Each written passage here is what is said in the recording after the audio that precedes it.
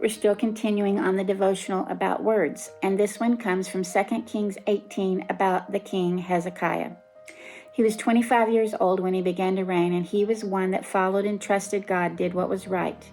And yet his people had been attacked, and this opposing king came and said to Hezekiah these words: "You say you have the counsel and might for war, but you speak empty words. On whom are you depending that you rebel against me?"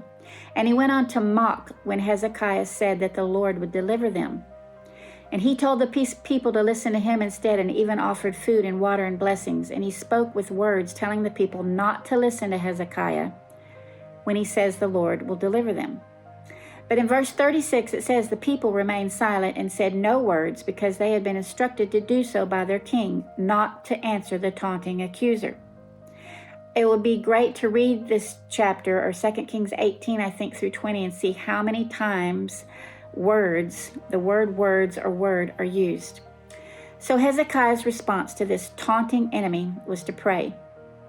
He then says, how dare this king ridicule the living God, and tells the people not to be afraid of the words spoken to them.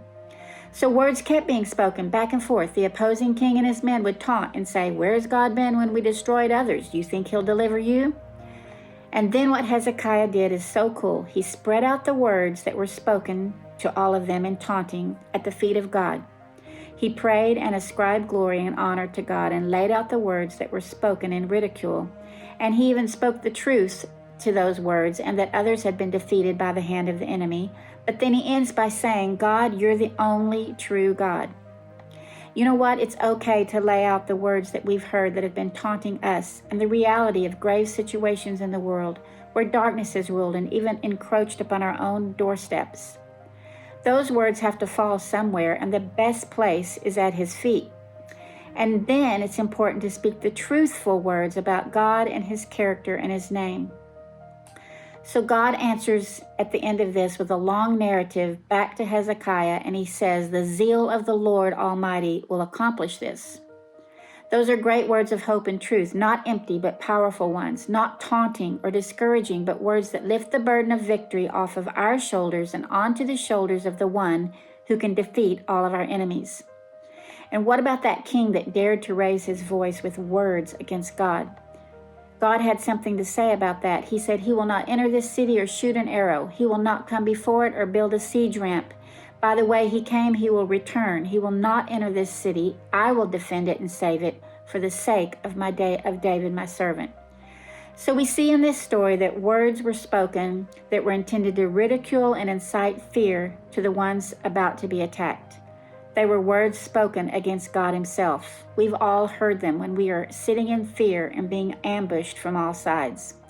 But the important thing to note in this story is not that Hezekiah just ignored the words that were being taunted. He didn't. He took them before the Lord and laid them there, acknowledging that he heard them and they were spoken, and then he praised God and waited to hear God's words of defense and victory. Sometimes we feel guilty for words of discouragement that swirl in our heads, or words of worry and defeat that encircle us, and we don't know what to do with them. But it's okay to tell God what we're hearing and to get the words out of our heads and onto the ground in front of his feet, so that we can then listen to him again, remind us of who he is. He defends his own name, and he defeats all our enemies, and he directs our paths towards victory and not despair. Words have no power over us when they're spoken from someone who dares to taunt the living God we love and serve. Seriously, no power.